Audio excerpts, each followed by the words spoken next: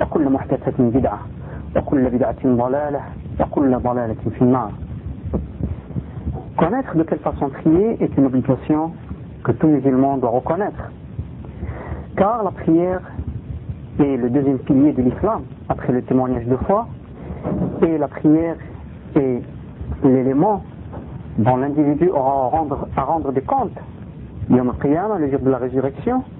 En première chose, ainsi qu'a dit le prophète sallallahu alayhi wa sallam, إن أول ما يحاسب عليه العبد يوم القيامة الصلاة فإن استقام سائر عمله. La première chose dont Dieu demandera des comptes à l'individu sera la prière. Et si celle-ci aura bien été accomplie, le reste des œuvres de la personne sera en conséquence. Si elle aura mal été accomplie, le reste des actes de la personne sera en conséquence aussi. Il faut donc donner une importance particulière à la façon de prier.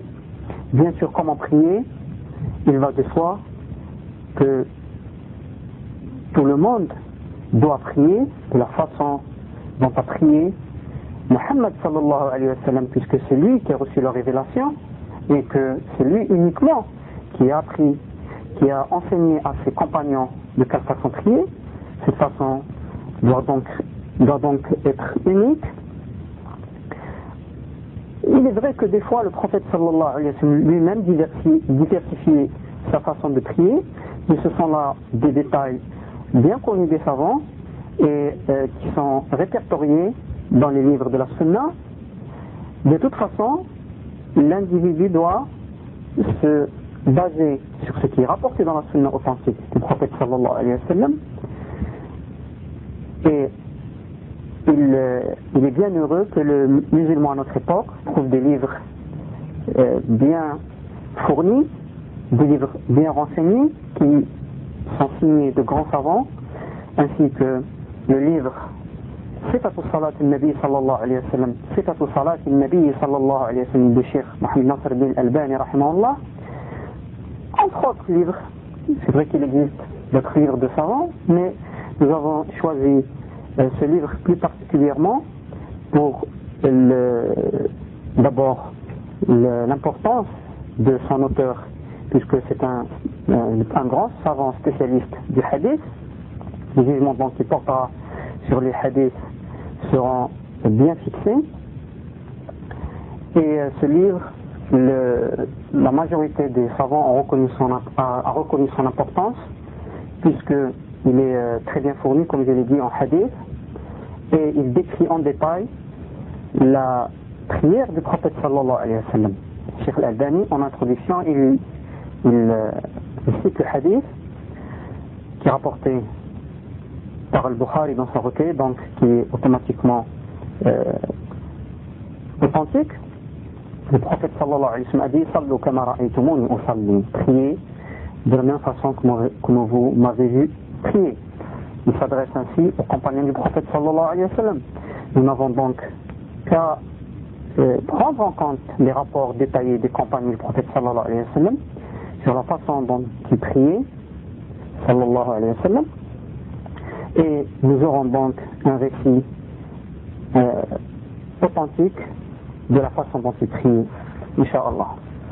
Nous avons choisi ici de lire le petit livre, le résumé de Sifat al-Salah, parce que Sifat al-Salah est un livre important, donc le lire et traduire les paroles demanderait plusieurs heures, et ceci peut être décourageant pour celui qui veut apprendre rapidement la prière du prophète sallallahu alayhi wa sallam.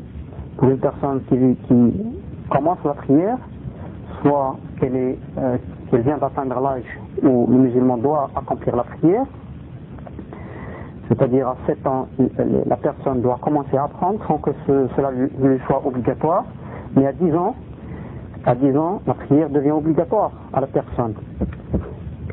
D'autre part, ce cours concernera aussi ceux qui se convertissent nouvellement à l'islam, qui se convertissent donc à n'importe quel âge et qui ne connaissent bien sûr pas la façon dont le prophète sallallahu alayhi wa sallam priait, et qui constate autour d'eux plusieurs divergences, plusieurs façons de prier, car en effet les gens ne prient pas tous de la même façon, et ceci malheureusement, alors que l'obligation est de prier de la façon qui a été révélée au prophète sallallahu alayhi wa sallam et de faire de grands efforts pour apprendre ceci. Toute personne sera donc bien heureuse de trouver un livre comme le livre de Cheikh Al-Albani rahimahullah. Je dis, ce livre ou ce cours va aussi intéresser ceux qui par négligence n'ont pas prié ou par ignorance n'ont pas prié et qui à un certain âge veulent apprendre la prière du prophète sallallahu alayhi wa sallam. Mais il intéressera aussi ceux qui prient depuis un certain temps mais qui peut-être ne prient pas d'une bonne façon. Le livre qui nous concerne ici, Tarhis ou Sifat al-Salat al-Nabi sallallahu alayhi wa sallam, ne détaille pas les références où se trouvent les hadiths cités, et il ne cite pas beaucoup de hadiths parce que son but est de résumer le livre originel qui est Sifat al-Salat al-Nabi sallallahu alayhi wa sallam, qui lui-même est un résumé de l'Asl Salat al-Nabi sallallahu alayhi wa sallam, qui n'est pas publié ni en arabe ni en français. Ceux qui resteront sur leur soif parce qu'ils ne trouvent pas, ils n'ont pas entendu par exemple ici les références où se trouvent les hadiths, se référant donc au cours plus détaillé, Inch'Allah, concernant la prière du prophète sallallahu alayhi wa sallam, qui sera fait en lisant le livre Sifat al-Salat al-Nabi sallallahu alayhi wa sallam. Le but ici donc est de donner en un minimum de temps un résumé le plus fidèle possible de la façon dont prie le prophète sallallahu alayhi wa sallam. Apparemment la lecture, le Cheikh Al-Albani rahimahullah dit Bismillah ar-Rahman ar-Rahim. Awalan istiqbal al-Kaaba, le fait de s'orienter vers la Kaaba. Tout le monde, musulmans ou non musulmans, savent que les musulmans dans leur prière se dirigent vers la Kaaba. La Kaaba, l'édifice qui a été bâti par Ibrahim alayhi salatu wassalam, et qui se situe à la Mecque. Entre parenthèses, cet édifice, on ne se dirige pas vers lui par idolâtrie ou bien parce que cet édifice-là est adoré lui-même. Non, c'est une façon d'unifier les musulmans, c'est une façon d'obtempérer à l'ordre de Dieu qui nous ordonne de nous orienter vers cet endroit. Au début, les musulmans, Dieu leur avait ordonné de s'orienter vers Jérusalem.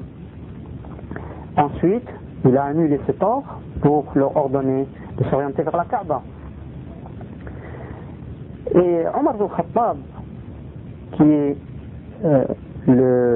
un des compagnons les plus fidèles du prophète sallallahu alayhi wa sallam, qui le suivait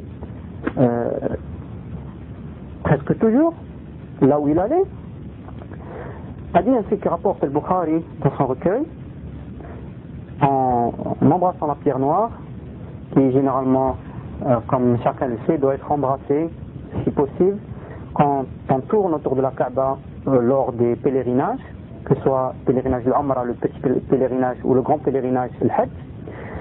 Il est recommandé d'embrasser la pierre noire. Et Omar ibn Khattab a dit Inni uqabbiluka wa inni a'lamu annaka hajarun la tadur wa la tanfa ولولا أني رأيت رسول الله صلى الله عليه وسلم يقبلك ما قبلتك. Il a dit à la pierre, bien sûr, si que la pierre n'entend pas, mais c'est une façon d'apprendre à ceux qui l'écoutent, de leur apprendre les véritables convictions des musulmans. Il dit à la pierre noire, je sais que tu n'es qu'une pierre qui ne peut ni nous nuire, ni nous ramener de bienfaits, et si je n'avais pas vu le prophète sallallahu alayhi wa sallam t'embrasser, je ne t'aurais pas embrassé. Mise à l'épreuve que Dieu fait à l'individu, lui demande de tourner autour de la Kaaba, d'embrasser la pierre noire, de prier 4 prières, de prier 4 inclinaisons, et par exemple au cours de la prière de l'Asr ou de Dhuhr comme on a vu, ou bien trois inclinaisons au cours de la prière de Maghrib, etc. L'individu n'a pas à dire pourquoi ce nombre, pourquoi tourner, pourquoi embrasser la pierre noire. Il doit exécuter les ordres de son Créateur, qui le pourvoit et qui lui donne tous les bienfaits. Donc, استقبال الكعبة. أولا إذا قمت أيها المسلم إلى الصلاة فاستقبل الكعبة حيث كنت في الفرض والنفل وهو ركن من أركان الصلاة التي لا تصح الصلاة إلا بها. Quand tu te lèves aux musulmans pour accomplir la prière, oriente-toi vers la Kaaba, où que tu sois, à n'importe quel endroit du monde où tu te trouves, tu dois t'orienter autant que possible, tu dois essayer de trouver la direction de la Kaaba pour t'orienter vers elle en accomplissant les prières, que ce soit les prières obligatoires, bien sûr il y en a 5 au cours de la journée, la prière de l'aube, al-Fajr, Salat al-Dhuhr qui est au zénith et juste après le zénith, Salat al-Asr, Salat al-Maghrib et Salat al-Isha, 5 prières obligatoires. Le nafl, c'est les prières non obligatoires qui ne sont pas obligatoires, mais que si le musulman les accomplit, bien sûr il a des récompenses énormes et multiples.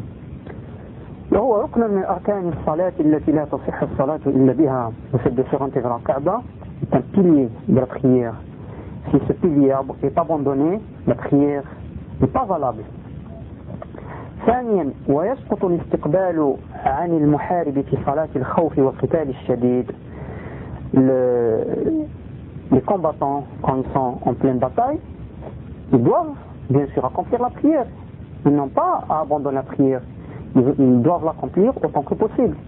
Mais bien sûr, comme lorsque par exemple la bataille fait rage, les combattants ne peuvent pas se diriger comme il faut vers la Kaaba, ceci n'est pas obligatoire.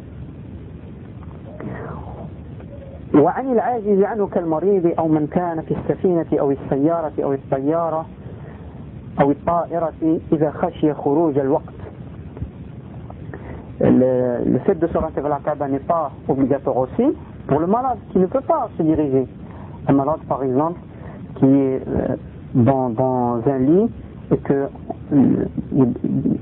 autour de qui il n'y a personne qui peut le diriger vers la Qibla, l'heure de la prière arrive, il ne peut pas se diriger, il prie comme de la façon dont il peut. أو من كان في السفينة أو السيارة أو الطيارة إذا خشي خروج الوقت.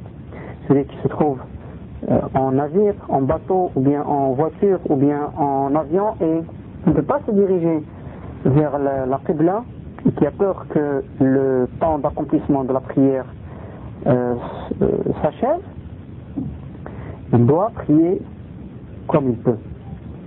وعمن كان يصلي نافلة أو وترا وهو يسير راكبا دابة أو غيرها ويستحب له إذا أمكن أن يستقبل بها القبلة عند تكبيرة الإحرام ثم يتجه بها حيث كانت وجهته. Celui qui prie une prière non obligatoire sur une monture, ceci est permis car le prophète sallallahu alayhi wa sallam le faisait quand on est en voiture par exemple, bien sur un cheval, sur un chameau et on prie une prière non obligatoire. Il est préférable qu'au début, au moment où il va entamer la prière, il se dirige vers la Qibla. Ensuite, peu importe la direction vers laquelle s'oriente son véhicule ou bien sa monture, ceci est permis ainsi que l'indique la sunna authentique du prophète sallallahu alayhi wa sallam. ثالثا ويجب على كل من كان مشاهدا للكعبة أن يستقبل عينها وأما من كان غير مشاهد لها فيستقبل جهتها. ويجب على كل من كان مشاهدا للكعبة أن يستقبل عينها. Quant à toute personne qui regarde directement dans la Kaaba et devant les yeux, qui la voit directement, il doit se diriger exactement vers la Kaaba, l'édifice dont on a parlé. Il doit se diriger vers lui. Il ne doit pas se diriger il ne doit pas rater son orientation à droite ou à gauche. L'ayn, c'est-à-dire la chose même, la Kaaba elle-même, il doit s'orienter vers elle. وأما من كان غير مشاهد لها فيستقبل جهتها. Quant à celui qui n'observe pas la Kaaba, qui est loin de la Kaaba, ou bien même s'il a proximité de la Kaaba mais il ne l'observe pas directement, il doit se diriger vers sa direction.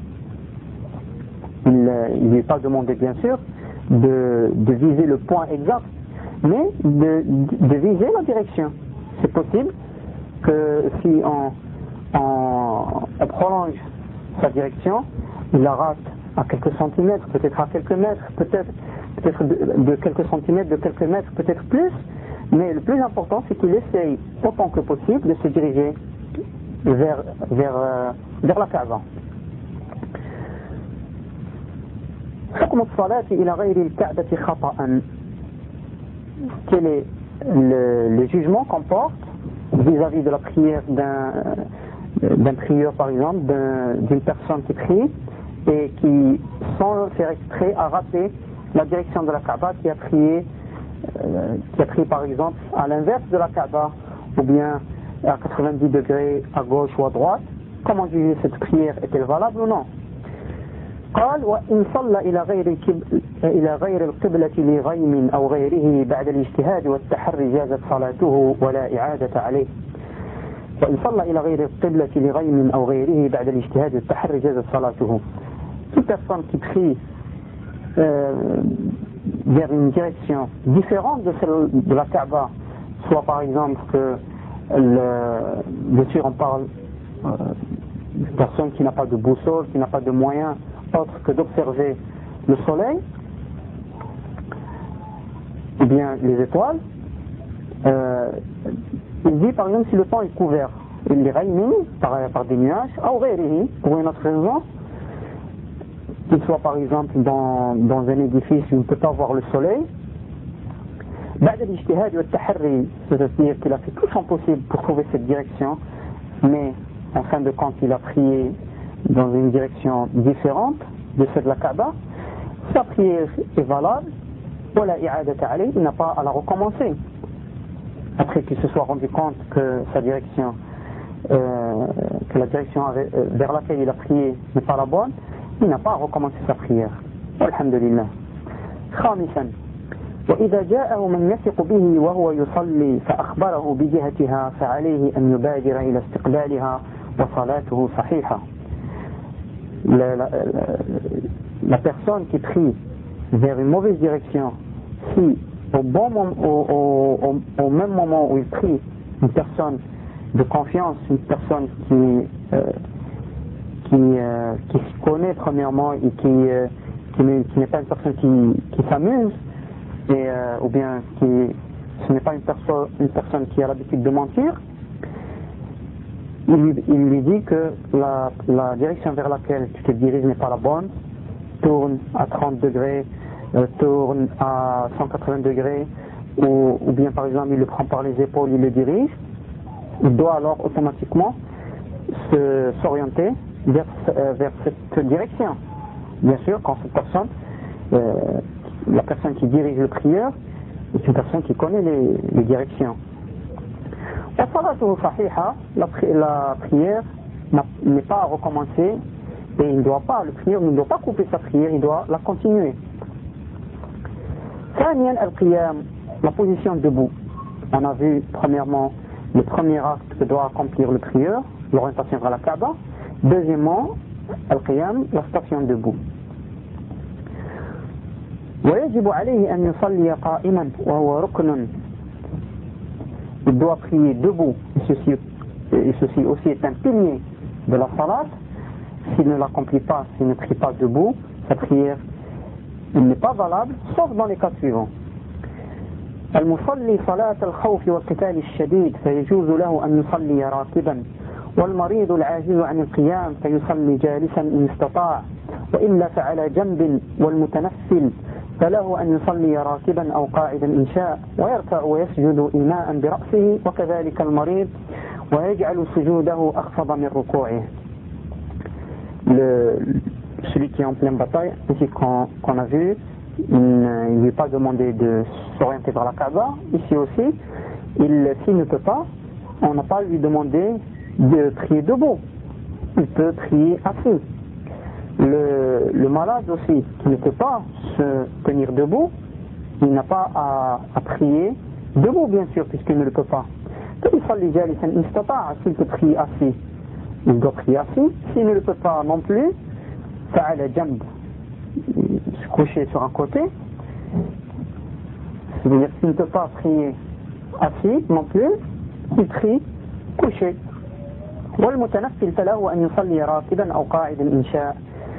Celui qui prie une prière non obligatoire, il peut prier debout s'il veut, ou bien assis. Ceci est permis. Le recours, qui va être défini un peu après, qui va être décrit un peu après, ainsi que le sujoud. Le recours, c'est la façon de s'incliner à 90 degrés, c'est-à-dire le dos fait 90 degrés avec les jambes. Yasjudu, c'est la prosternation. Donc celui qui prie de cette façon, comment doit être son recours, puisqu'il ne prie pas debout, il se penche un peu. Son recours doit être accompli en se penchant un peu. Quant au sujoud, il doit se pencher un peu plus. Un peu plus. Il doit se baisser un peu plus que lors du recours. وكذلك المريض ويجعل سجوده أخفض من ركوعه. Ceci concerne bien sûr le malade aussi. Et comme on a dit, la prosternation doit être, la position de la tête au cours de la prosternation doit être plus basse que sa position lors du recours. ولا يجوز للمصلي جالسا أن يضع شيئا على الأرض مرفوعا يسجد عليه وإنما يجعل سجوده أخفض من ركوعه كما ذكرنا إذا كان لا يستطيع أن يباشر الأرض بجبهته. Celui qui prie assis, il doit, au cours de la prosternation, mettre sa tête sur le sol. Mais il arrive que pour une raison ou une autre, par exemple pour le malade, que la personne ne puisse pas mettre sa tête sur le sol. Cette personne ne doit pas croire qu'il faut alors qu'il mette un coussin ou bien quoi que ce soit, ou bien une chaise, pour que sa tête touche quelque chose lors de sa prosternation, mais il n'a qu'à se baisser un peu plus, comme on a vu, et cela, Inch'Allah, est valable. الصلاة في السفينة والطائرة. La prière pour les personnes qui se trouvent sur un navire, un bateau ou une embarcation qui va sur la mer, والطائرة, de la même façon ceux qui se trouvent en avion. وتجوز صلاة الفريضة في السفينة وكذا الطائرة. Il est permis de prier sur un bateau, il n'y a aucun problème à cela. وكذا الطائرة, ceux qui se trouvent en avion, il est permis de prier en avion. Il ne faut pas croire, comme le pensent certains, qu'il n'a pas à prier en avion, mais qu'il doit attendre d'arriver sur le sol pour prier. Car des fois, le vol peut durer longtemps et le temps permis pour accomplir la prière sera alors achevé. Il est obligatoire au prieur de prier en plein vol dans ce cas. وله أن يصلي فيهما قاعدا إذا خشي على نفسه السقوط. Il est permis au prieur de se tenir assis s'il craint de tomber. Ainsi, si l'embarcation est petite ou bien si la mer est houleuse, la personne qui prie sur un pont risque de tomber. Ceci, bien sûr, concerne certaines embarcations. Quant à celui qui se trouve dans une cabine, il n'a pas peur de tomber, car ici le danger est de tomber à l'eau, bien sûr. ويجوز أن يعتمد في قيامه على عمود أو عصا لكبر سنه أو ضعف بدنه. Il peut se maintenir sur un bâton ou bien de se tenir à un pilier si à cause de sa vieillesse ou bien par exemple si son corps est trop faible à cause d'une maladie ou bien d'une blessure ou bien de quoi que ce soit, il peut s'appuyer sur un bâton ou quelque chose de similaire.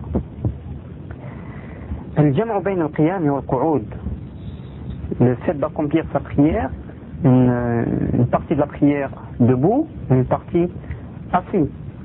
ويجوز أن يصلي صلاة الليل قائما أو قاعدا بدون عذر وأن يجمع بينهما فيصلي ويقرأ جالسا وقبيل الركوع يقوم فيقرأ ما بقي عليه من الآيات قائما ثم يركع ويسجد ثم يصنع مثل ذلك في الركعة الثانية.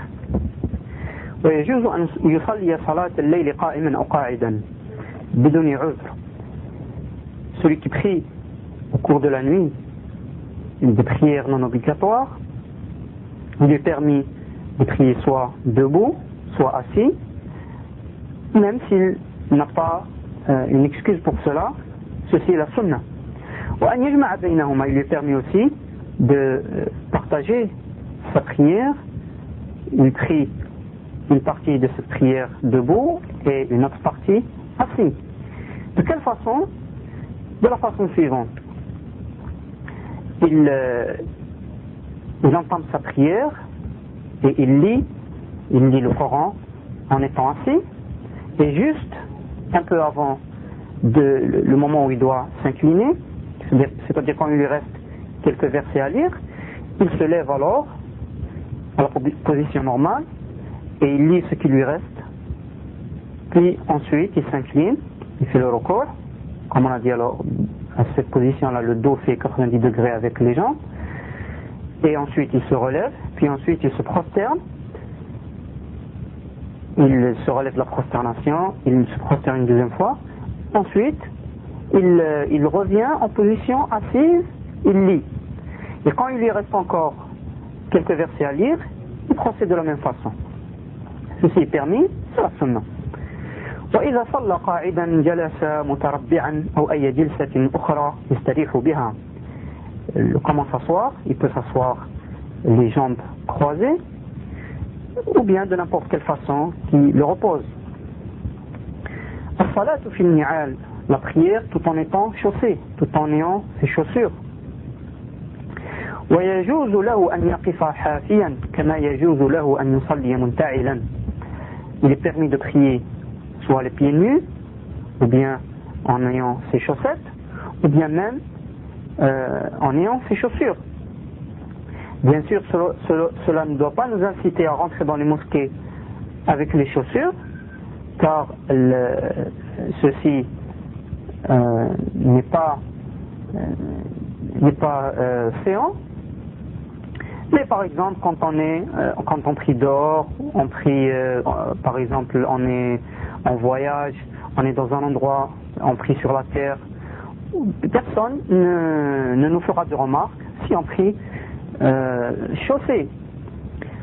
Peut-être qu'on aura des remarques des personnes qui ne savent pas qu'il est permis, que c'est la sunna de prier des fois chaussé, mais ce qui nous importe, c'est de ne pas choquer les gens et de ne pas commettre des choses non faisables, comme le fait de rentrer dans les mosquées sur la moquette et de salir cette moquette.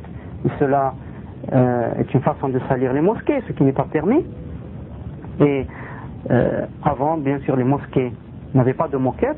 Certaines mosquées, comme la mosquée du prophète sallallahu alayhi wa sallam à son époque, elle était faite de cailloux ou de sable. Donc le fait de rentrer avec ses chaussures, quand bien sûr elle n'était pas souillée par une impureté, cela n'était pas mal vu.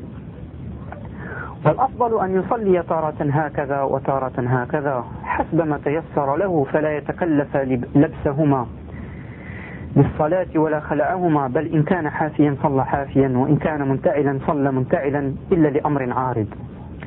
والأفضل, la meilleure des choses est qu'il prie tantôt chaussé et tantôt pieds nus ou bien avec ses chaussettes, quand de la façon qui lui est aisée à ce moment-là. C'est-à-dire il n'a pas à aller se chausser extrait pour prier, supposons par exemple il est en voyage, il veut prier. Il ne lui est pas demandé d'aller se chausser pour prier, mais qu'il prie comme il est, de la façon avec laquelle il se trouve. فلا يتكلف لبسهما للصلاة ولا خلعهما.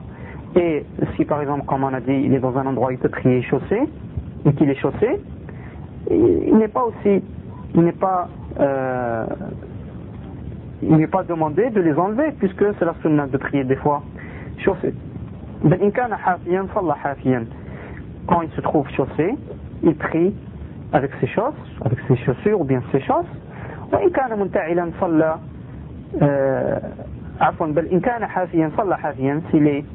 S'il se trouve à ce moment-là pieds nus, il prie pieds nus. Et s'il se trouve chaussé, qu'il prie les pieds chaussés. إلا لأمر عارض, sauf si par exemple il y a quoi que ce soit, par exemple s'il remarque que ses chaussures comportent une impureté, ou bien comme on a dit, s'il va entrer dans une mosquée, bien sûr il doit enlever alors ses chaussures. وإذا نزعهما فلا يضعهما عن يمينه وإنما عن يساره إذا لم يكن عن يساره أحد يصلي وإلا وضعهما بين رجليه بذلك صح الأمر عن النبي صلى الله عليه وسلم. Et quand il veut prier en enlevant ses chaussures, il ne doit pas les mettre à sa droite, mais qu'il les mette plutôt à sa gauche, bien sûr quand il n'y a personne qui prie à sa gauche. Quand il est par exemple en prière, quand il accomplit avec les gens la prière commune, salat al-jama'a, et qu'il y a une personne à sa gauche, il ne doit pas mettre ses chaussures à sa gauche. S'il y a une personne, mais s'il n'y a personne, il n'y a pas de problème qu'il les mette à sa gauche, mais le prophète sallallahu alayhi wa sallam a décommandé qu'il les mette à sa droite. وإلا وضعهما بين رجليه. S'il y a une personne à sa gauche aussi, qu'il les mette entre ses pieds. بذلك صح الأمر عن النبي صلى الله عليه وسلم. Cette recommandation nous vient par une voie authentique du prophète sallallahu alayhi wa sallam. Il dit, on remarque en bas, قلت وفيه إيماء لطيف إلى أنه لا يضعهما أمامه وهذا أدب أخل به جماهير المصلين فتراهم يصلون إلى نعالهم. Le Cheikh Al-Albani rahimahullah, il fait une remarque, il dit ceci nous indique que la personne ne doit pas mettre les chaussures devant lui, devant soi, ainsi que font la plupart des prieurs. Quand ils vont prier, ils mettent leurs chaussures, soit dans un sachet ou bien qu'ils les mettent sans sachet, ils les mettent devant eux, et quand ils prient, les chaussures sont devant eux.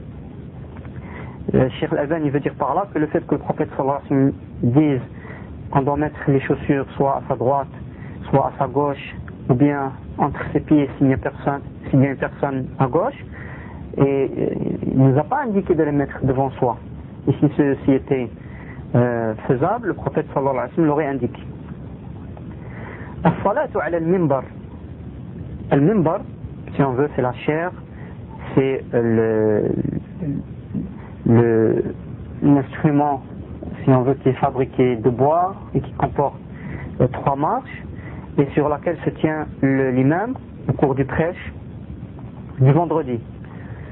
وتجوز صلاة الإمام على مكان مرتفع كالمنبر لتعليم الناس يقوم عليه فيكبر ويقرأ ويركع وهو عليه ثم ينزل القهقراء حتى يتمكن من السجود على الأرض في أصل المنبر ثم يعود إليه فيصنع في الركعة الأخرى كما صنع في الأول. Il dit qu'il est permis pour un imam qui veut apprendre aux gens la prière du prophète sallallahu alayhi wa sallam, il est permis de prier sur un endroit élevé comme un minbar qu'on vient de décrire, pour qu'il enseigne aux gens la façon dont le prophète sallallahu alayhi wa sallam a prié. Et d'ailleurs, ceci a été accompli par le prophète sallallahu alayhi wa sallam lui-même. Il a dit donc, il se tient debout sur cet édifice, sur ce minbar, il dit Allahu Akbar, procède au takbir, wa yaqra, il lit alors, tout en étant sur le minbar, puis il s'incline, comme on a dit à 90 degrés, le dos fait 90 degrés avec les jambes, il s'incline tout en étant sur le minbar. ثم ينزل القهقرى حتى يتمكن من السجود على الأرض في أصل المنبر. Ensuite il descend en reculant jusqu'à ce qu'il se trouve sur le sol et qu'il puisse se prosterner sur le sol, juste à l'endroit où est posé le minbar, le bout du minbar. Bien sûr la personne est face à la qibla, donc les gens sont derrière lui et les gens peuvent le regarder. Ils ont devant eux le dos de l'imam, ils prient, ils lisent, puis ensuite ils s'inclinent, fait le recours, ensuite il descend les marches à reculant parce qu'il doit rester orienté vers la Kaaba, et quand il descend du minbar, il se prosterne, sa tête est juste au niveau du minbar. C'est ainsi qu'a fait le prophète sallallahu alayhi wa sallam, tout ceci pour leur apprendre la bonne prière. ثم يعود إليه, quand il doit accomplir la deuxième raka'a, il revient à sa place, il remonte les marches du minbar et il procède de la même façon. Il lit, puis il s'incline, etc. وجوب الصلاة إلى سترة والدنو منها. L'obligation de prier derrière un obstacle, derrière un objet qui a une certaine description dont nous allons parler succinctement. Et l'obligation de se rapprocher, de ne pas s'éloigner de cet obstacle. ويجب أن يصلي إلى سترة لا فرق في ذلك بين المسجد وغيره ولا بين كبيره وصغيره لعموم قوله صلى الله عليه وسلم لا تصلي إلا إلى سترة ولا تدع أحدا يمر بين يديك فإن أبى فلتقاتله فإن معه القرين يعني الشيطان. ويجب أن يصلي إلى سترة. Il est obligatoire de se tenir derrière un obstacle. لا فرق في ذلك بين المسجد وغيره. Ceci est valable pour celui qui prie dans une mosquée ou bien qui prie hors d'une mosquée. ولا بين كبيره وصغيره. Et il n'y a pas de différence entre les grandes mosquées et les petites mosquées. لعموم قوله صلى الله عليه وسلم لا تصلي إلا إلى سترة ولا تدع أحدا يمر بين يديك فإن أبى فلتقاتله فإن معه القرين يعني الشيطان.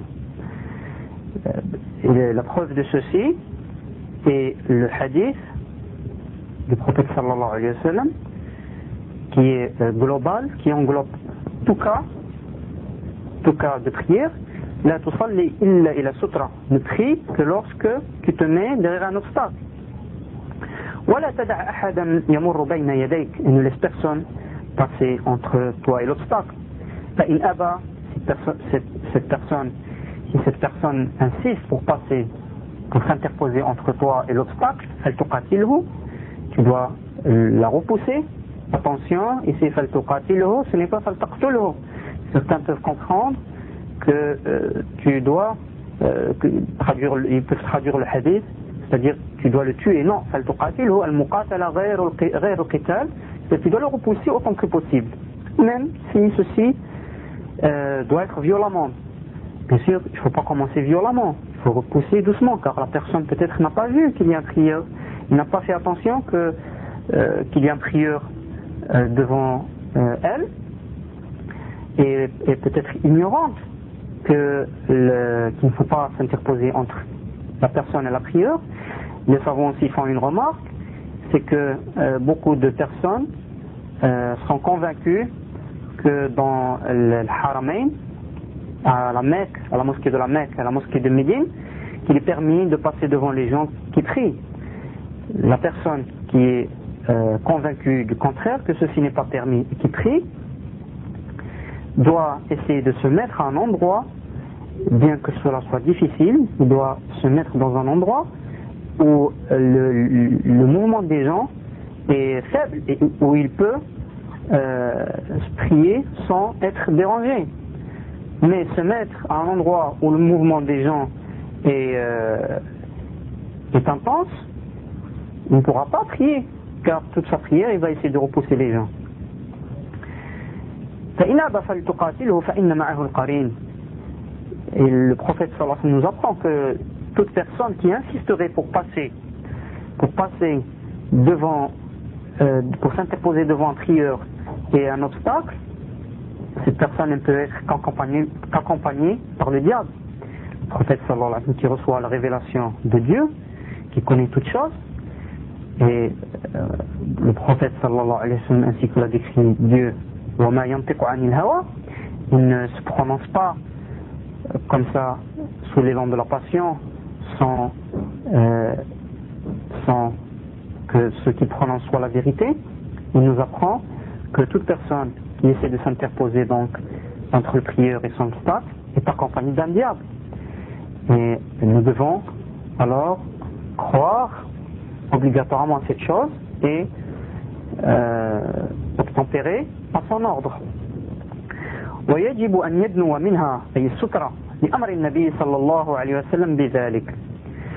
La sutra, c'est un objet qui doit avoir un minimum de taille, et le plus important c'est qu'elle ait une certaine hauteur, mais si elle n'est pas large, ceci n'est pas important. C'est-à-dire si on mettait un bâton, si on plantait un bâton devant soi, ceci est considéré comme une sutra. Cheikh Al-Albani dit il doit se rapprocher de cet obstacle. C'est-à-dire quel intérêt de mettre un obstacle, de planter par exemple un bâton, d'avoir un pilier pour prier devant soi, d'avoir une personne assise devant soi et de s'éloigner de cet obstacle. Il faut donc se rapprocher, et ceci est une obligation, ainsi que le prouve la parole du prophète sallallahu alayhi wa sallam. وكان بين موضع سجوده والجدار الذي يصلي إليه نحو ممر شاه فمن فعل ذلك فقد أتى بالدنو الواجب. La distance qui séparait la tête du prophète sallallahu alayhi wa sallam lorsqu'il se prosternait de l'obstacle qu'il y avait devant lui est une distance qui permet à peu près à une chèvre de passer. Bien sûr, il ne faut pas oublier qu'il faut considérer la taille des chèvres de la péninsule arabique comparées aux chèvres de nos régions. C'est-à-dire la distance est relativement petite.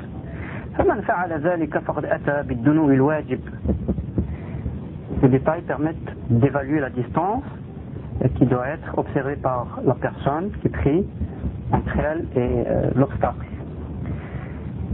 الشيخ الألباني dit en mars ومنه نعلم أن ما يفعله الناس في كل المساجد التي رأيتها في سوريا وغيرها من الصلاة وسط المسجد بعيدا عن الجدار أو السارية ما هو إلا غفلة عن أمره صلى الله عليه وسلم وفعله.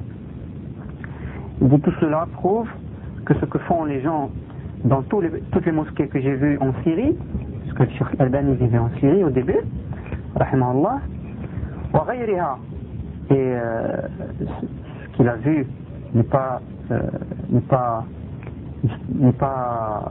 fait par les gens seulement en Syrie, mais dans d'autres pays aussi. وغيرها من الصلاة وسط المسجد بعيدا عن الجدار والسارية ما هو إلا غفلة عن أمره صلى الله عليه وسلم. C'est donc prouve que les gens qui prient loin d'un mur, au milieu de la mosquée, loin d'un pilier, loin d'un obstacle, quel qu'il soit, prouve donc que ces personnes-là ne prennent pas en compte la parole du prophète sallallahu alayhi wa sallam, et ceci bien sûr est une erreur. مقدار ارتفاع السترة, l'évaluation de la hauteur que doit avoir cet obstacle. ويجب أن تكون السترة مرتفعة عن الأرض نحو شبر أو شبرين لقوله صلى الله عليه وسلم إذا وضع أحدكم بين يديه مثل مؤخرة الرحل فليصل ولا يبالي من وراء ذلك. Cheikh Al-Albani rahimahullah dit la sutra, l'obstacle qui doit être devant la personne, doit être élevé d'un chibre à peu près, ou de 2 chibres. Un chibre, c'est si on écarte les doigts de la main, à peu près la distance qu'il y a entre le pouce et l'index. Chibr, chibrain, cette distance-là, ou bien le double, du qawli sallallahu alayhi wa sallam, إذا وضع أحدكم بين يديه مثل مؤخرة الرحل فليصلي. Qu'est-ce qui prouve ceci? C'est la parole du prophète sallallahu alayhi wa sallam. Lorsque l'un de vous prie, qu'il mette devant lui un obstacle, si on veut, pareil à la selle, ou plutôt pareil au bâton où s'approche l'individu lorsqu'il monte, le bâton d'une selle. Bien sûr, ce bâton-là, il était connu chez les Arabes. Ainsi, Cheikh Al-Albani dit en marche: هي العود الذي في آخر الرحل والرحل هو للجمل بمنزلة السرج للفرس وفي الحديث إشارة إلى أن الخط على الأرض لا يجزئ والحديث المروي فيه ضعيف. Le bâton dont il est question se trouve à l'arrière de la selle et la selle, bon, bien sûr ici le terme utilisé